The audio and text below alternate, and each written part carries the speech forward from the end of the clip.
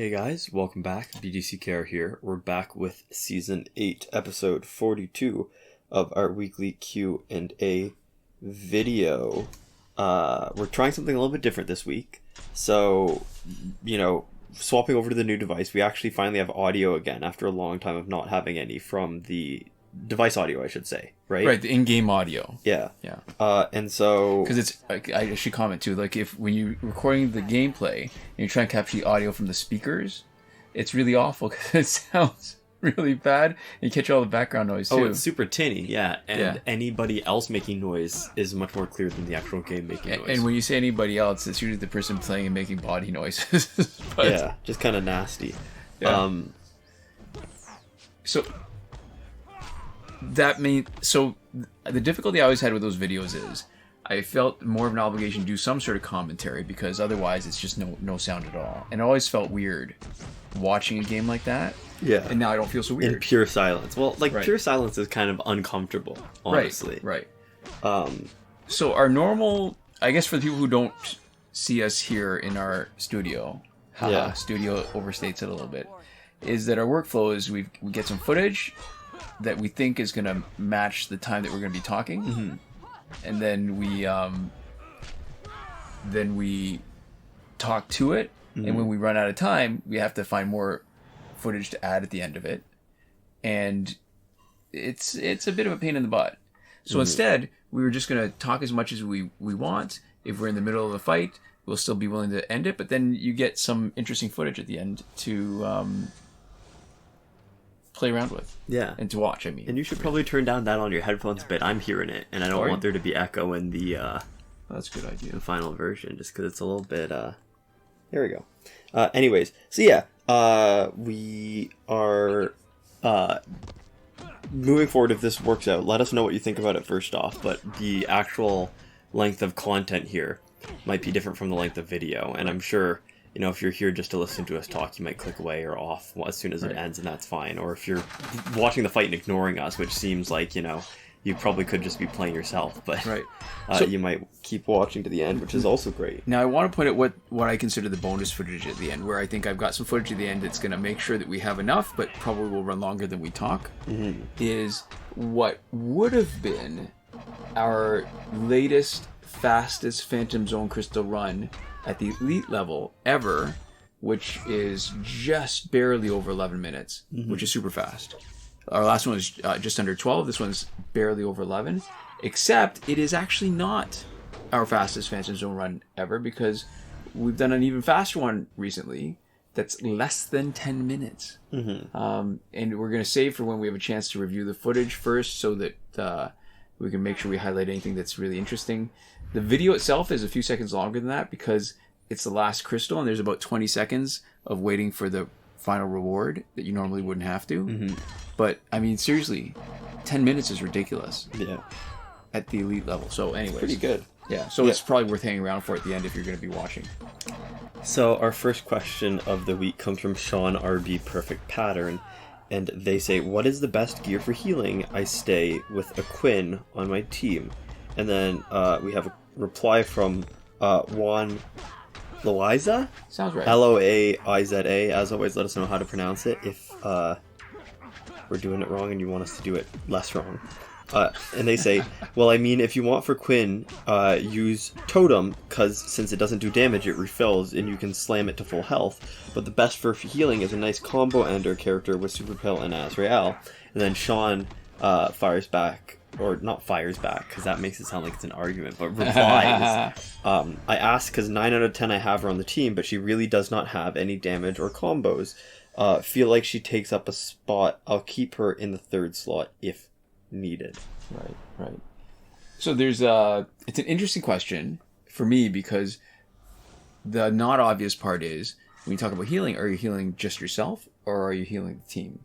And those are completely different propositions. So if you're healing your team, I think Harley Quinn is absolutely a great option, because with her special 2, which you can actually heal by itself, and that gives, I think, 25% already, right? Yeah. If you use her the 357 revolvers. That's her, or I guess, and they become the double pistols or whatever. The effects are, when maxed out, you get 18% boost to Special 1. And for Harley Quinn, she gets a 100% chance to heal the team 25% on Special 2. And when it's evolved, there's a 25% chance to stun on Special 1. So combined, you're healing your team, like everybody, 50% of their health. Yeah, and that's if you are using the normal heal ability. But no matter what, even if you misclick and screw it up, you're still healing people, right? Because of the gear. Right. So that's important to note too, because sometimes if you're using her as pure healing and you want to get your power back always, if you do the dynamite or something else, right? The other stuff doesn't matter, but if you do the dynamite, you might be in a tough spot where you accidentally burn all your power, you don't get it back, and you don't get any healing. But with this gear, you either get a lot of healing, or even if you miss, you still get healing. Right. And you might miss and do something that does a different buff, or you might miss and do damage and lose your power entirely. But no matter what, it's, if you use a Special 2, you're going to get healing, which is pretty good. Right, and for people who aren't as experienced playing 2, I think the implied part that you haven't said out loud is that the Tantu Totem is in play. Because the Tantu Totem, the ability is to give you back your power when it doesn't do any damage. Yeah. I think that was just jumping off of like what the comments are saying about putting Tantu Totem. So absolutely, it's 100% great strategy. However, the one sort of drawback is that you only heal. It takes up time. There's no damage involved. Yeah. So the other things, I think they were already mentioned, right? In the comments, yeah. Super Pill and Azrael. Gauntlets of Azrael, its effects are 30% max health increase, which is, not relevant. 95% life drain on combo ender. And that's great because the life drain is actually the equivalent of healing.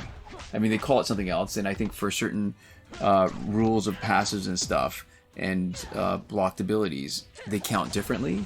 Yeah. But for the fights, the main purpose of it, you're basically healing. Yeah. And when it's evolved, there's a 95% chance to heal teammates on combo ender also. And the reason why this works really well is it's damage and heal, but the heal is limited by both how much damage you do and how many hits you have in your combo ender, which is really sort of the same thing, because the more hits you do with your combo ender, the more damage you're doing is basically it. So you need to still be able to hit. If you're taking up a slot with Gauntlets of Azrael, you still need to hit hard or have lots of hit at the end of your combo ender for the amount of healing to be significant. Yeah. And so the other gear that got mentioned in those comments by one is overpowered super. And I mean, it's technically 5U93R. Right. And every once in a while when I read this, because the 9 doesn't really look like a P, it's a bit of a stretch. It's more like a G. Yeah, overpowered sugar. But it's misspelled either way if you read it as a G, right? Because then it's like sugar instead of an A. So maybe it's like high fructose corn syrup. That's like super sugar, right? Yeah. So it's overpowered sugar. And so those effects are a 50% when it's maxed out, 50% damage boost to basic attacks, 50% crit chance on basic attacks, 90% life drain chance on combo ender, and then the evolved ability, which is a 100% chance to drain 15% power on combo ender.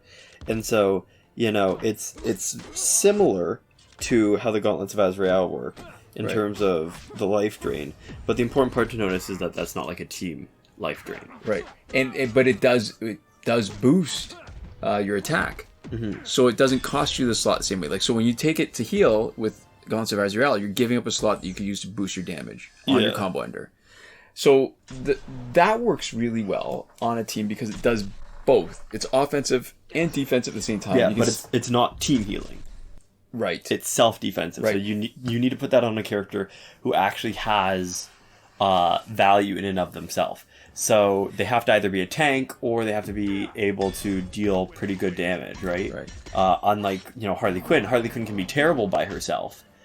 And still heal her team, or same with Gauntlets of Azrael, kind of, but not quite the same way, because you do need the damage to make use of the heal. What you see in this fight that you're in, the team that's in front of you right now on the screen, is our Justice League team that we saved for the Phantom Zone, and Flashpoint Batman is perfect for holding both Gauntlets of Azrael, overpowered super, and in this loadout, Astro Harness.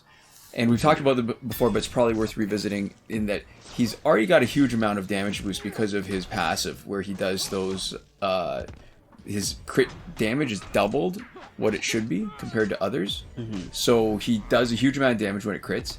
You just need to gear him to make him crit, which overpowered super already does, and he's augmented for the other 50%, so pretty much 100% crit. So he's doing a huge amount of damage. His combo ender has multiple hits, so he hits more and harder, so that even without the extra gears, so that he heals a huge amount, which is why in the Phantom Zone, the task for healing, you can finish it in one fight if you're using Flashpoint Batman. And that's why he's got Astro Harness, because with Astro Harness, when the opponent is attacking and whiffing because you're invulnerable, that's a free chance to get a really good combo in, where your chance of getting combo hinder is even higher. Because to me, I know it's not exactly this, but it feels like when the combo hinder doesn't finish, it's because there's too much separation between you and your opponent. And so when you've got Astro Harness, you're invulnerable, and the opponent is standing really close to you to hit you, like in the middle of the attack, you have a higher chance of getting combo ender cleanly. So I feel like it's actually an even like it's a great strategy for finishing that task, but it in the fights where, say, the teammates are doing poorly, because Batman does so much damage, he really heals a buttload of health. Hard to kill. Very. So, yeah. Every once in a while, these specials actually kill a lot of time. I'm not sure they actually do anything much. I think he might even survive this. And so that's the other thing, too, is that, we talked about using the Tantu Totem, right, with Harley Quinn in addition to her thing. If you have her special 2 boosted for healing, you don't need the Tantu Totem quite so much. And the other thing is that it's good to put the Tantu Totem on if you need the healing, but if you don't, and you're using Harley Quinn as primarily a specials for healing character, you're wasting the Tantu Totem on somebody who could be a special specialist. Right. So it's a balancing act, where if you're having trouble winning, Tantu Totem on Harley might help you win fights more often, right? It makes it a lot harder for you to lose, a lot harder for, all it takes you longer to win, too. But it does take you longer to win, too. So, it's a bit of a balancing act, and in general, we probably wouldn't use Tantu Totem on a character like Harley Quinn, especially when your gripe with her is that she's not that useful for other stuff, right? Right. There we go. I just realized part of the reason why this is so good, this loadout is so good for the healing task, is that when you're healing your teammates with Gonzalo Azrael, and you've got 2 teammates, and the reason I noticed this is just because instead of paying attention to fighting, I'm actually watching the footage and seeing the text show up. When Batman is doing the healing, he's healing both his teammates. You're basically doubling the amount, on top of the boost that he gets from his combo ender, on top of the boost that he gets from his boosted crit damage. That's a good point. Yeah. So, yeah. Really solid. Really solid stuff. Yeah. Okay, so our next question comes from Corin Com. I almost said Corn. It's the kerning. I learned a word too. Kerning is the way letters are spaced instead of apart, so that, certain things, there's, I can't remember the term, but, there's certain fonts where the letters are set apart, like they're spaced a certain amount no matter what. And that's like Courier, which is like an imitation typewriter font. Yeah. But other fonts are adjusted depending on how big the letters are. And Com in a lot of fonts looks like corn. Yeah. And if it's an issue for us, the other thing is that a lot of these fonts are way more of an issue for people with like dyslexia or like visual impairment or stuff like that. That's one thing I realized. Comic Sans gets a lot of hate, but what I've heard about it in other similar fonts is that Comic Sans is actually really pretty dyslexia friendly. It's hard it's hard to, the way that, it's meant to be like a little sort of like light and like silly. There's good spacing between the letters, and there's a lot more to look at in the letters in terms of character that isn't just like what letter they are. Right. And so like a really sort of stripped down font is harder to differentiate between the letters. It's harder to use sort of like context clues, right? Right. And so we got to give a little bit of credit to those sort of big, like blockier fonts as being a lot easier to read in a lot of cases. And the font that we're reading this on is, I think, it's Arial. Yeah. And because it's a sans, is it like French pronunciation sans? It's sans serif. Yeah. So it doesn't have the serifs like Times New Roman does. Yeah. So that's interesting. So maybe the reason why they came up with the serifs was to make it more readable, to distinguish the letters, so that it was harder to mess up the kerning like that. Yeah, I mean, clearly this font isn't the best for us, right? And it's nice and clean. Like, I'm used to Arial, and I don't personally have a lot of trouble with fonts and, context clues. You're very rarely reading a word in which the ambiguity that comes from those letters being smushed a little bit isn't pretty easily resolved by the context of the sentence. Right. So, in this case, when it was a name, right, was the reason why I confused me, potentially, right, could have. Because it really could be anything. It could have been any collection of letters in a YouTube username, right? Right. And we shouldn't really. There's no like pre-existing expectations or context that you can look at, but most times it doesn't matter. But I do appreciate when a font is very hard to tell apart, or very easy to tell apart. Sorry. Yeah, but it scans really easily. Scans easy, yeah. Another interesting thing about fonts is, did you know fonts are one of the ways that people can track your website usage across sites, even if you don't have like cookies or anything enabled? What? Okay, tell me. So websites are allowed to access certain information about you, no matter what, and that's just things that they need. So they can access, mouse movements and stuff like that, and that's how Google's new CAPTCHA works, right? Is that they're essentially the ones where you just click and it's the I'm not a robot button. You just click on a checkbox and then it circles for a few seconds and then gives you a check or makes you do something. Right. The way that works is it pulls the information that every website can naturally pull from every user. So that's like the way that your mouse moves on the page, that like clicking on and off it, they can tell if it's minimized or maximized. Right? Yeah. Right. Yeah. But so one of the other things that websites get is your fonts. They can access all the fonts that you have, because when you're displaying text on a website, it needs to be a font that your computer has. Right. And so that's just one of those things where I don't know how it works if you don't have it. I'm pretty sure they can like download the fonts, right, or like put it in a cookie. But one of the things that websites can access is all the fonts you have, and a lot of people actually have entirely unique font signatures, depending on what websites they've been to and the apps and stuff. And so there's a thing that you can look up online. Oh, so when you see font signatures, you mean like the number of and the different fonts that you actually have on your computer? Yeah. Like it's some people are missing one or have an extra one of this, but it's all okay. Yeah. Exactly. So if you find an exact combination of fonts, it's almost like if you were looking at like people's like driver's licenses with like their face and their name redacted, right? And if you see one with like the same birthday and the same height and the same weight and everything else, right? You might not know that exact name, but if you had access to that information, like every time somebody checked into like a theme park, for example, right? If you look for somebody who has the same height and weight and was born on the same day, you can say with pretty, high confidence that that's the same person who's checked in on each of those days, even if you don't have access to their picture or their name. Right. And so that's one of the things where if people are really looking to like serve you targeted ads or track your movement, if you have access to the back end, and that's where those big like ad conglomerates come together, like Google AdSense, or like how Facebook has a network where there's a lot of external sites which share data with Facebook to improve their ads.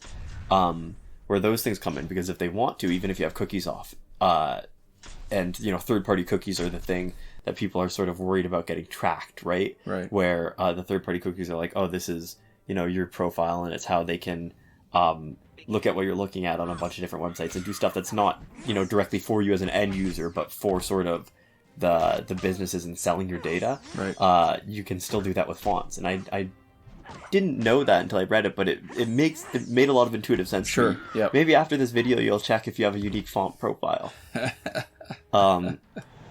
Well, so that's something. That's neither here nor there. Yeah, that's cool. It's hard with digital security stuff because I never know It is. whether I should be worried about it or whether I think it's kind of cool. And it's like, I know that theoretically there's a way for it to be used maliciously, but I have a hard time imagining how it would be used maliciously against me in a way that I'm not okay with.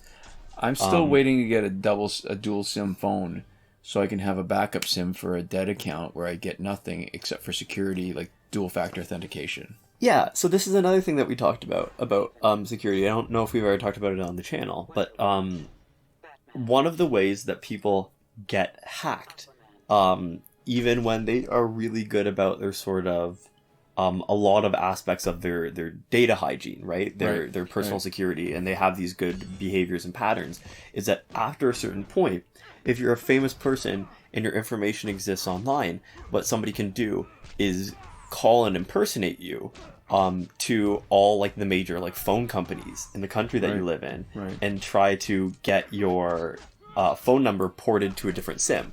Right, because the idea, I think, is that when you use two-factor authentication, the weak link is access to your text messages. Yeah, so two-factor authentication pretty much clears you up because theoretically, in a perfect world, the only way that anybody could do anything is if they had your physical phone, right? But if somebody knows somebody that works at like Bell or Rogers or Telus or, any like telecommunications company, they can, or if they can call in convincingly enough, or even just keep calling back potentially, and call back over and over again until they get a representative who's maybe a little bit less experienced and more, eager to help.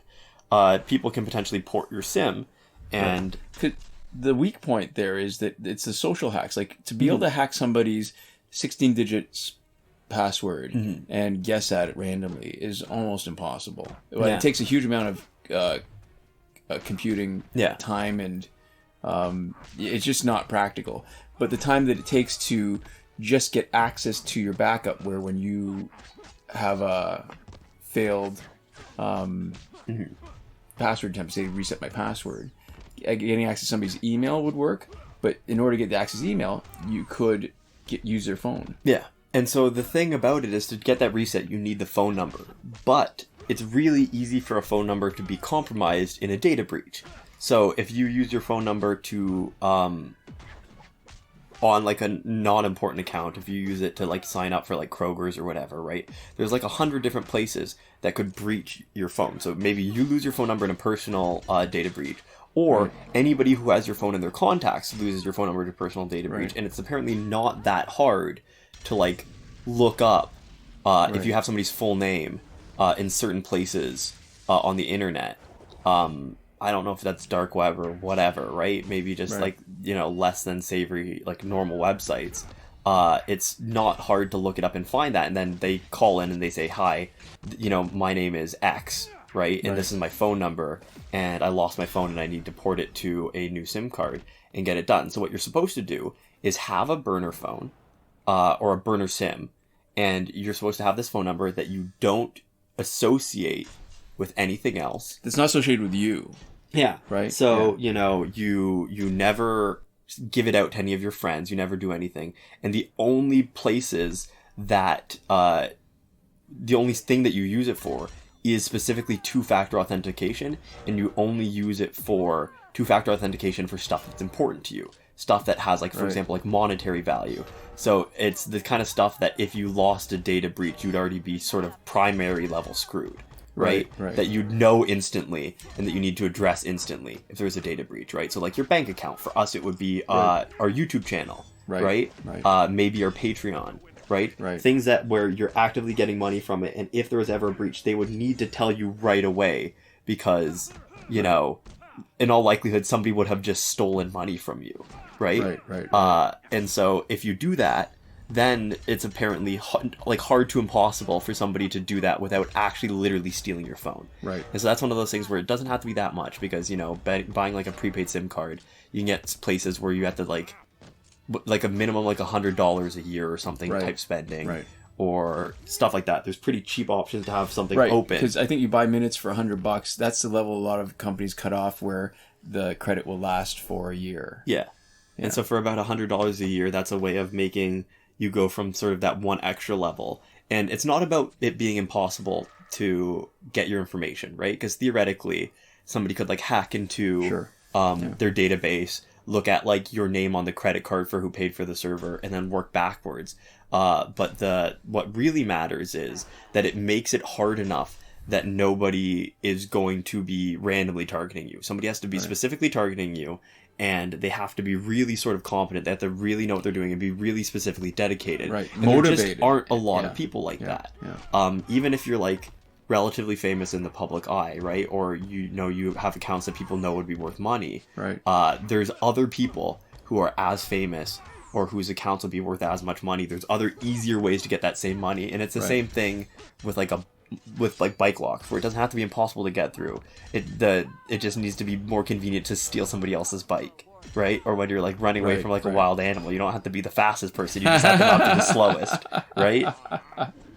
So that's something that we've talked about before. Yeah. And I think I heard that on a podcast somewhere at some point. There was some data securities expert who was like, this is the best way, because on the podcast they were talking, and there was like a huge amount of like personal information about the podcast host, including like old passwords and stuff, like relatives, like old addresses, like that kind of thing, like the kind of information. What was the name of your first pet and the street you lived on? Yeah, not quite that bad, but like pretty bad, right? The kind of stuff that you hear that and you go, oh, that's really... it's scary, right? Yeah, It's kind of worrying. And that person had never been hacked, but it was because it was as much luck. I think what I've learned when you listen to data security experts, especially for like online stuff, they don't have a huge amount of confidence in the way most people do things, right? Yeah. And it makes you sort of understand that not being hacked, not having a breach, has potentially more to do with the fact that nobody's been specifically motivated to target you, and that you've been a little bit lucky, right? So it's the idea that, if you, to avoid being robbed, it's to make yourself less attractive, whether that means to discourage people or just to think that, well, there's not much to steal from you anyways. Yeah, and so it's just that little extra half a step that goes from making it potentially easy and then just like a matter of time until there's like a data breach somewhere. And then apparently what happens a lot of times is if somebody steals a huge amount of data, what they'll do is they'll just sell off people's like passwords or like user data in like batches for really cheap. So they'll, if you steal like 1 million usernames and passwords, you can sell like batches of like 1,000 for like $20 a piece. And then that person doesn't have to do any work sort of sifting through it, and essentially outsource it to a bunch of individual people who can each sort of work through those on a personal level, and then maybe make like, $1,000 or $3,000 or however much, right? Trying those passwords just on like, they do it on one thing and they go, okay, let me pretend that this is a Gmail account and turn that into a password. And then if I can get in, let's see if I can like reset your bank information. And it's essentially just like that, like really simple. It's a cascade. Yeah. It's a cascade effect. And so if you have that first step being a 2-factor authentication, somebody might be like, okay, well, maybe I can do this call. But if they can't find anything on you, they're just going to give up. And it's stuff like that where you just... want to make it just that little bit move on harder. to somebody who they think is probably going to be easier. Yeah. And I know that our digital hygiene is not the best. We should probably use more like password managers and stuff, and the way that we protect stuff isn't always the strongest, but we do 2-factor authentication and stuff, and we do enough stuff that you have to be pretty motivated to target us. And the other good thing is that we're the second category, right? We're not a big enough YouTuber that anyone we're thinks. Low value targets. Yeah, that people aren't going to be able to get very much out of us if they did hack us. Right. But yeah, so there we go. Anyways, Corncom says, wow, I cleared the challenge in like an hour and I'm about to reset it. Also, do you know why for Survivor the gear sets don't line up? Like for me, it's the 3 Suicide Squad gear credits, which I don't really want or need, so I was just wondering about that. Thanks. And I had this thought after seeing your challenge reset glitch. Would it be a good way to earn credits if you cleared the challenge and once you had as many copies as you wanted, sold the other ones? Like since you only need 1 good bronze up till stage 4, and let's say you cleared it in about an hour and a half, would that be earning you more than if you just grinded Bonus Battle 6 in Survivor? I know you said it is more efficient than Bonus Battle 6, but you only get a few hundred, save for the few occasions. Is it how fast you move through them? Yeah, so, wow, we're actually running out of time. Yeah. So maybe we won't linger on this question, but the short answer is really yes, yes, and yes. Yeah, it's the most efficient for credits, and it is also the most efficient in conserving your good characters and not making you do time skips or spend recharge cards. Right. So everybody knows, like, when you're offline, it's not a big deal to, at least on the Android, to change your clock to recharge your energy. But Bonus Battle 6, you need to have a team that's good enough. So the more teams you have that you can go through Bonus Battle 6, if you have enough teams to play as long as you've got time in the little sort of chunks that you've got, then yeah, Bonus Battle 6 is probably great because it's the credits and it's the experience. But for the challenge, you can finish the normal level with relatively low level characters. And you could just do a quick run, reset it, do another quick run, reset it, and you can get through all of it. And it's a huge amount of credits. And once you've actually once you've actually maxed out the number of copies of the challenge character that you want, yeah, everything else after that is bonus. And the value that you get for selling them, like the later challenge characters that were released, are worth a huge amount of credits. So it's actually quite good. The main downfall is that you don't get much experience with it. Yeah. But overall, pretty sweet. Oh, and the survivor gear sets don't line up. I think we're not exactly sure why, because everybody is on a different schedule, but I think there's another question coming up talking about Survivor, and that sort of illuminates a little bit more, sort of one other way you can determine what survivor gears you get, but not in a helpful way, because you really only have the one choice when you manipulate so it. One thing that we know can shift it potentially, because we've seen it happen on our accounts, where our accounts used to be synced up and then got shifted out of sync, is doing stuff with like time skipping. Yeah. Right? But it looks like what it is that the server probably initially sets you on the path of what it is at any given time, and then after that it looks like it's sort of stored locally on your device, because when you shift it, it tends to stay shifted, right, and not like update and resync up, right. Going forwards.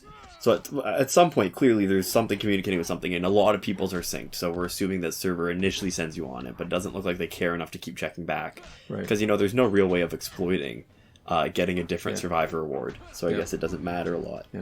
So next question from the same person, Corn Calm. I keep wanting to say corn, because corn also sounds pretty good, on brand. And they say, if you had 2 low elite metal characters and a high elite gold, would that affect your opponents in multiplayer? Yes and no. I mean, it's not so much necessarily what their status is, metal or gold. It's not even necessarily whether they're high or low elite. It's not necessarily even their level. It's a combination of all of that.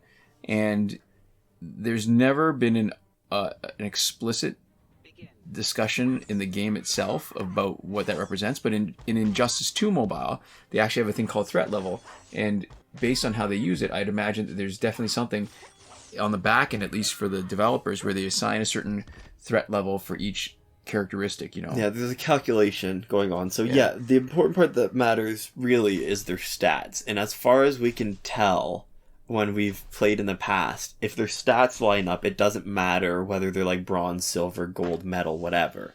So really, you have to look at sort of their health and their damage, and the what really happens is you get a great feel for it the second you start playing with them. Right. If a team's stats are balanced or not, because you'll swap out from one character to another, and then all of a sudden you won't be knocking anybody out anymore. Yeah. Or you'll be getting your butt handed to you, right? And you'll get knocked out in like 20 seconds flat because you have no health and no damage, and it feels like you're slapping somebody like wet cardboard, right? So that's when it affects your opponents in multiplayer. If it feels balanced when you're fighting with them, there's a good chance, I would say pretty confidently, no, you're not affecting who you're getting in terms of fights. I just want to point out this run that just started for this crystal would have been the one that was the fastest ever, and it's faster than the ones that we've previously published. It's just that we've got another one in the can that's even faster than this. Yeah. Okay. Oh, there's another question from Corin Com. Is there? Yeah, are all challenge characters available in the there it challenge is. pack? Yeah. Because on the Injustice Wiki for Earth 2 Flash, it doesn't say he can be obtained from that pack. And if not, what are some of the challenge characters from that pack that I should try to get? And for gear, besides the Tanty Totem and Master's Death Card, what other gear would you recommend? Also, it's nice that you've been always making these weekly updates. Yeah, so, we have... Thank you. Yeah, You're welcome. Thank you, that's great. Yeah. We have different gear that we like to recommend, and most of the gear that we like to recommend is actually lower star stuff that people don't appreciate appropriately. So, like, gear that can boost, like, basic damage can actually be really strong.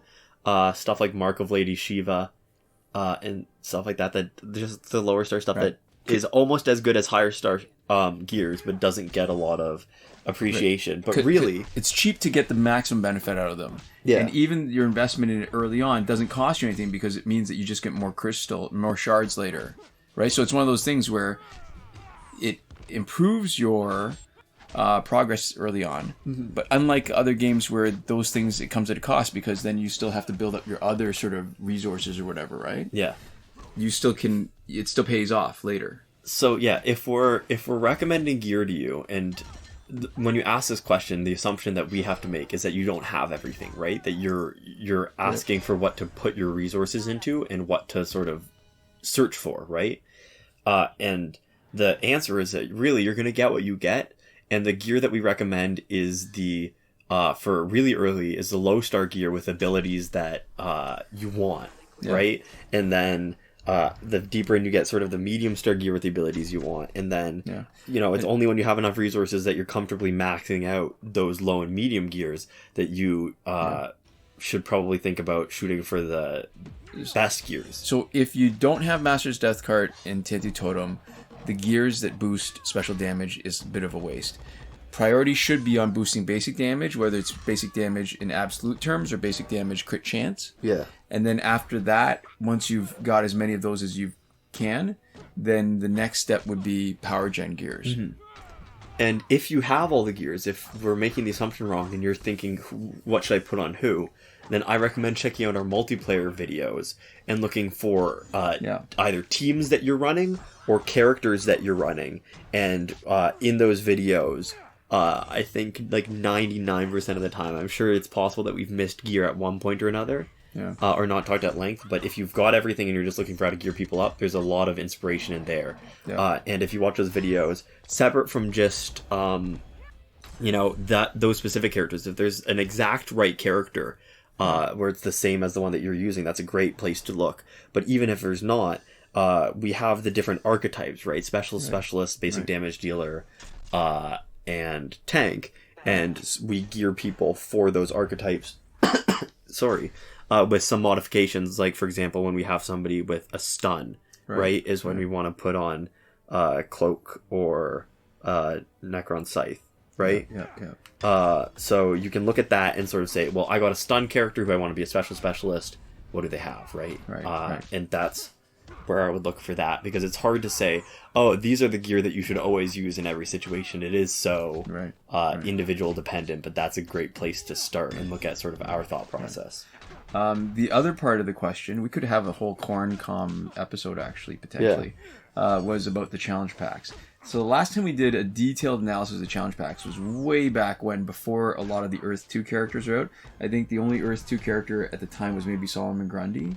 And there's a bunch of cards that are actually missing from the challenge pack. I don't know if they've been updated yet, but at the time, it was missing both Injustice 2 characters, the Superman and Aquaman. It was missing all the Suicide Squad characters. It was missing Red Sun Deathstroke, Red Sun Green Lantern, Red Sun Batman, who were challenge characters, unlike the other Red Suns, Superman, Wonder Woman, Solomon Grundy, who were rare drops in the gold pack. Mm-hmm. It looked like it was missing Static and Animated Batman Beyond, because in the first 200 packs we didn't get them. But once we opened 400 packs, they showed up in really small numbers. It was missing Raven Prime, it was missing Regime Hawkgirl, which I think might have been added. And it was missing a lot of Arkham characters. Arkham Knight, Arkham Origins Joker, Arkham Origins Deathstroke, Arkham Knight Harley Quinn, Arkham Knight Catwoman, Arkham Origins Bane, and it was missing both of the Dawn of Justice challenge characters, which are Superman and Wonder Woman. Mm-hmm. So there's a lot of characters that were missing. I think it might be worth at some point revisiting that, because it's still at least one of the packs that are credits, power credits. Yeah. But I can't imagine that they've done very much, because this was the last time we checked. It was right around the time they stopped doing any big character updates. Mm-hmm. And that's that. So there we go.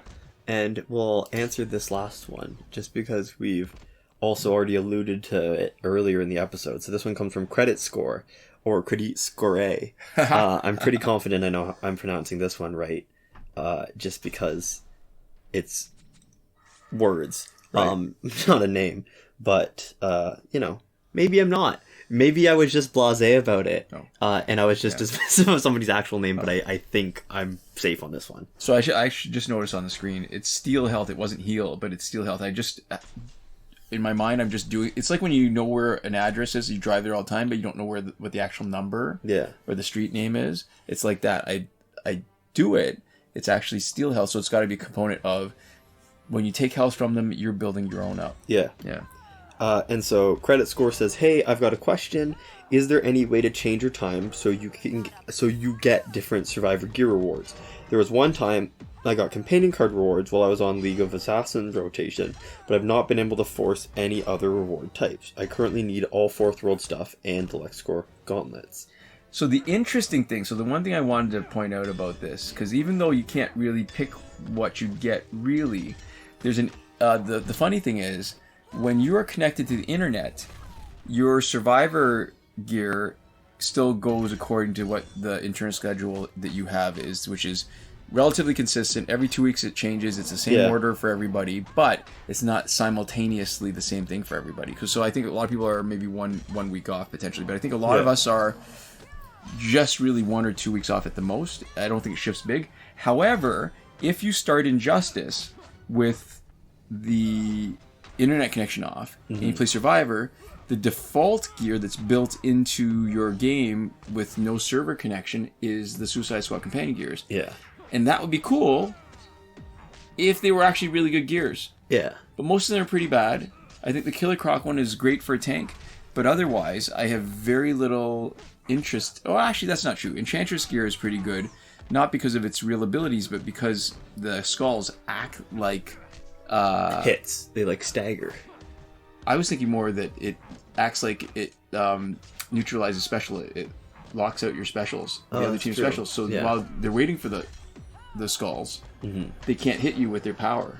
That's true. Couple things. So so that's not entirely true, but there's a lot of gears that you don't want in the other pack, so that's not that useful. But that's what happens. So if you want Suicide Squad companion gears, that's what you want to do. But most of the time, you probably don't. Yeah, and we're not really sure how to, shift it in a way that helps you. Right.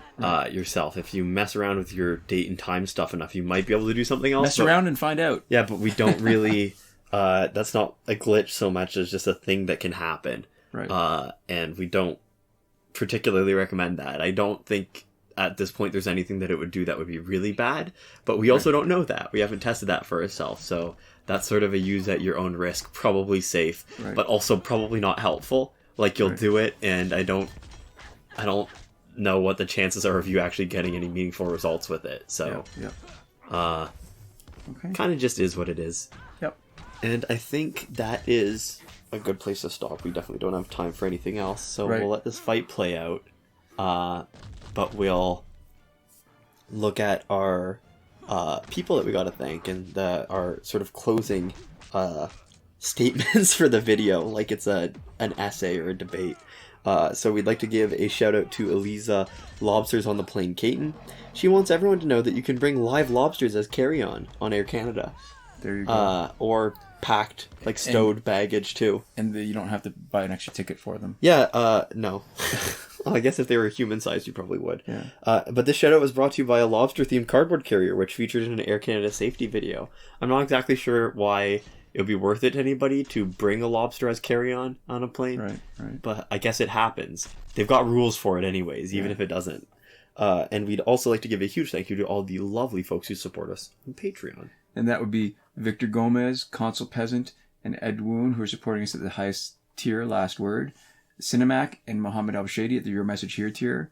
Shawn Farrell, Daniel Simonson, Aaron Maule, Michael DeVries, Brandon C., Irvin Ruiz, and Eddydoo at the credited level. And Chris Wolf, Scarlet Danny, Awesome Gamer 2 for 1, Pavu RS, Gavin Malott, and Isfar E at the gratitude level. Yeah, so thank you all so much for your support, and thanks so much to all of you for watching. We'll see you next time. Komoda.